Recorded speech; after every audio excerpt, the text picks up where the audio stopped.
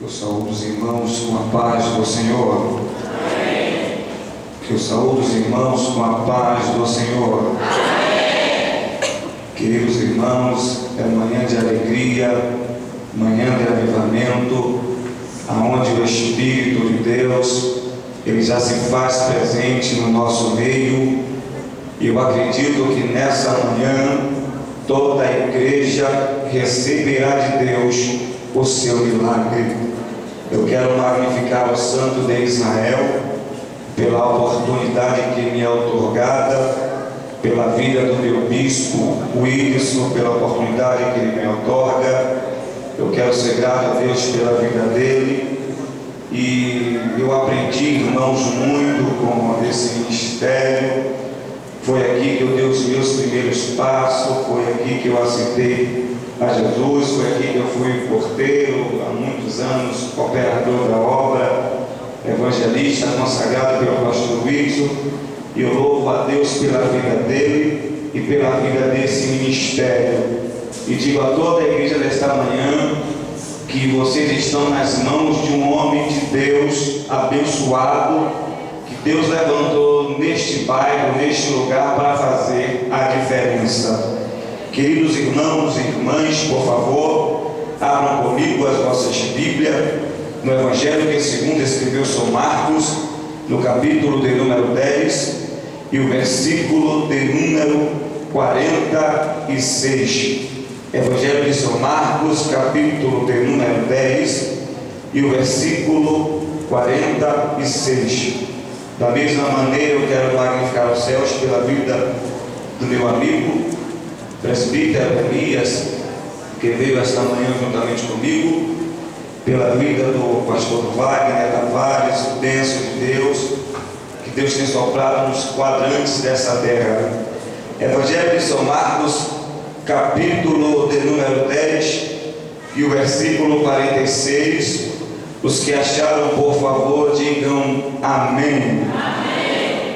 A palavra de Deus que nos diz: e depois fora para Jericó, e saindo ele de Jericó com seus discípulos e uma grande multidão, Bartimeu cego, filho de Timeu, estava sentado à beira do caminho, mendigando até ele.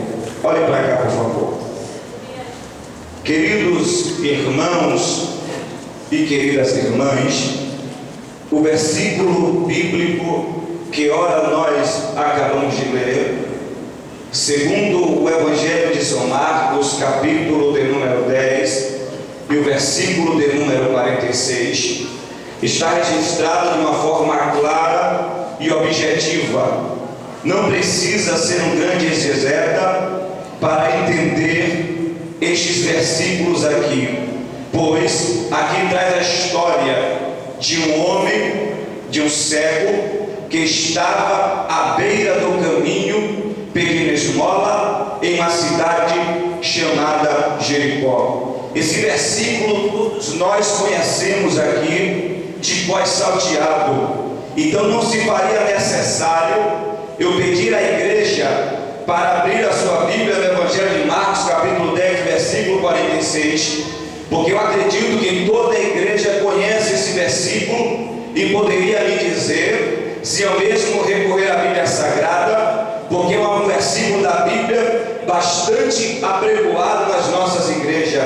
Já vimos diversos pregadores, oradores apregoar acerca desse cego que estava à beira, à margem do caminho, pedindo esmola. Mas algo me chamou a atenção quando o narrador ele afirma essas palavras, dizendo: e depois fora para Jericó. Ele, quem foi para Jericó? Jesus e os seus discípulos. Mas o que me chamou a atenção é a cidade por nome Jericó. Sabemos nós que a cidade de Jericó, ela ficava ao ocidente do Jordão, nas proximidades de Jerusalém.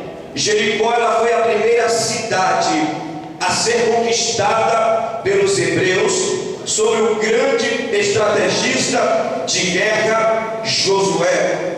Segundo os arqueólogos, eles afirmam que possivelmente esta cidade veio cair nas mãos de Josué cerca de 1400 anos antes de Cristo, quando a mesma cidade ainda era habitada pelos cananeus. E os cananeus, eles afirmavam e atribuíam que esta Jericó aqui, conquistada pelo grande estrategista de guerra Josué, era uma Jericó fortemente guardada, era uma Jericó fortemente segura, a qual nenhum exército, nenhum homem com força de exército poderia tomar posse e conquistar esta cidade.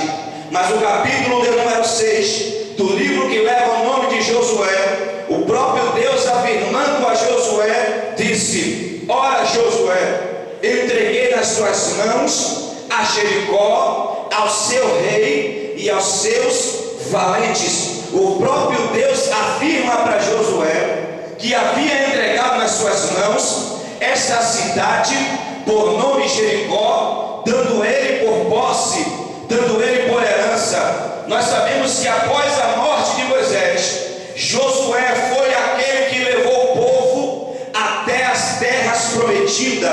Josué foi aquele que ganhou territórios e territórios, pelejas após peleja. Mas nós sabemos que Deus ainda havia escolhido este Josué, ainda lá nas terras do Egito, quando o povo ainda habitava naquelas terras, quando o seu nome ainda era chamado Oséias, filho de Nun. Mas quando ele saiu da terra do Egito, Moisés disse: a partir de hoje o seu nome não te chamarás mais Oséias, mas Josué será o seu nome, que quer dizer Salvador. Bendito seja Deus. Olhe para esse crente mais bonito que está ao seu lado depois de mim e diga para ele, diga para ela: essa manhã será a manhã da sua vitória. Diga isso para ele, diga isso para ela. Irmãos, e Deus aqui, Ele afirmou com todas as letras e palavras que esta terra Ele havia dado por posse a Josué. O versículo de número 1 do capítulo 6 de Josué, a Bíblia diz que Jericó estava rigorosamente cercada por causa dos israelitas. Ninguém entrava e ninguém saía da cidade, porque os israelitas haviam cercado aquela cidade, porque o próprio Deus havia dito que eles tomam posse da terra. Mas o que me chama a atenção é que os cananeus, por atribuírem que ninguém tomava posse dessa ilha, dessa cidade, a Bíblia diz que existia 2 muros que cercavam aquelas terras. O primeiro muro era o muro anterior e o segundo muro era o muro posterior, de mais ou menos 9 metros de altura. Os historiadores afirmam que essa Jericó era tão guardada e tão fortemente segura que homens com carros e cavalos poderiam passear por cima daquelas muralhas sem correr risco de tomar ou para a esquerda ou para a direita. Então logo entendemos que esta cidade estava tão guardada que ninguém poderia entrar e poderia sair sem ao menos passar revista pelos soldados daquela cidade. E os cananeus sempre afirmavam dizendo: aqui ninguém pode tomar posse, aqui ninguém pode conquistar, porque a nossa terra é bem guardada, a nossa terra é bem segura. Mas o próprio Deus havia dito para Josué que daria a ele por posse essa terra. Eu abro um parêntese aqui nessa manhã para lhe dizer: ao olhar humano parecia impossível de Josué com seu povo, com seu exército, tomar posse daquela cidade. Mas o que eu digo para você nessa manhã é que para Deus nada é impossível. Bendito seja o seu nome. E Deus é aquele, irmãos, que torna possível aquilo que é impossível na vida do homem. Glória seja dada ao nome santo do Senhor. E Deus disse: Josué, 6 vezes mais rodeareis a cidade de Jericó, e 7 sacerdotes levarão consigo 7 trombetas de chifre de carneiro, e adiante deles irá a arca do Senhor, a presença de Deus. E vocês rodearão a cidade. No 7º dia, os sacerdotes tocarão a trombeta, e ouvindo todo o povo o sonido da trombeta, dará um grande grito, e os muros virão abaixo, e cada um lutará com seu oponente, e eu lhes darei vitória. Bendito seja Deus.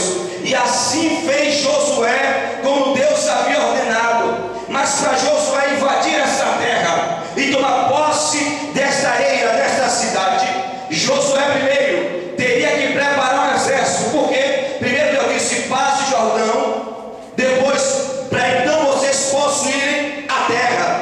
Mas Josué também teria que preparar o povo para uma peleja. Josué teria que preparar o povo para uma batalha. Agora imagine, irmãos, Josué preparando um exército para uma peleja que jamais havia travado uma batalha. Josué preparando um exército para uma peleja que jamais tinha tirado a espada da bainha e ido para uma guerra. Josué estava preparando um exército que não tinha experiência de guerra. Josué estava preparando um exército que não sabia pelejar. Josué estava preparando um exército inexperiente, um exército que não sabia lutar, que não tinha artimanhas de guerra. E agora ele ia guerrear com um exército que já estava bem avançado, que estava preparado, que sabia o que era peleja, que sabia o que era luta. Mas eu glorifico ao Deus dos céus, porque o nosso Deus é um Deus que jamais ele perde peleja, ele jamais perdeu batalha, e ele entra na peleja sem mesmo pelejar, para dar vitória ao seu povo. Bendito seja Deus. Aleluia. E ele preparou o exército, subiu as partes altas de Jericó, porque esta cidade aqui fica nas partes altas de Jericó. Então Josué ele teve toda a dificuldade com seu exército, com seu povo, para subir naquela terra, aquela ilha, para depois ele passear por aquelas muralhas. Segundo a história, cada dia ele teria que dar uma volta até o dia que Deus dissesse: gritai. Ou seja, Josué caminhou a primeira vez para passear por aquelas muralhas com seu exército, com seu povo. Só que a ordenança de Deus disse: Josué, ninguém dirá uma palavra até o dia que eu disser gritai. Josué ele teria que andar com seu exército, passeando por aquelas muralhas. E eu disse: Deus, mas qual foi o grau da dificuldade que Josué ele teve para passear sobre aquela cidade, para andar sobre aquelas muralhas? Observe, irmãos, que aquela cidade era uma cidade que tinha pedregulhos, que tinha pedras. Então o exército de Josué e o povo tinha dificuldade para caminhar por ali, porque a proporção que eles andavam, os seus pés iam sendo machucados pelas pedras que ali tinha naquela cidade. Mas o engraçado, irmãos, é que toda a vitória, ela antes de vir nas nossas vidas, tem um período da luta. Toda a vitória, antes dela vir nas nossas vidas, tem um período da prova. Toda a vitória, antes de vir nas nossas vidas, tem um período do sacrifício, tem um período da renúncia. Josué e o seu exército teve que passear por aquelas muralhas. Mas você pode olhar para mim e dizer: mas irmão Jefferson, Deus ele não é onisciente, é onipotente, é onipresente. Ele poderia sim, irmãos, dar a Josué naquela cidade em um estalar de dedo, em um piscar de olhos. Mas eu acredito, isso é uma crença minha, que a proporção que Josué andando com aquele povo, Deus estava dizendo dos céus: caminha, meu filho, porque eu vou te dar vitória, porque eu vou te dar vitória. Deus estava dizendo para Josué que ele teria que passear. Aí eu, irmãos, eu começo a acreditar que quando Josué ele passeava pelas muralhas, quem sabe ele até com as mãos estava dizendo: eu tomo posse dessa cidade, eu vou conquistar essa cidade. E o que Deus está dizendo para você nessa manhã é que aquilo que é seu, de fato vai ser seu. É que aquilo que Deus te prometeu, Satanás nem ninguém vai tomar posse. Mas irmão Jefferson, tem inimigo habitando na minha terra, mas se prepare, porque os inimigos vão sair e a vitória será sua, para a glória do Deus que fez os céus e a terra. E eu apreendo uma coisa, que tudo que nós começamos no início, começamos com alegria. É mais ou menos assim. Bota uma campanha na igreja: 7 quartas-feiras de vitória, 7 quartas-feiras de poder.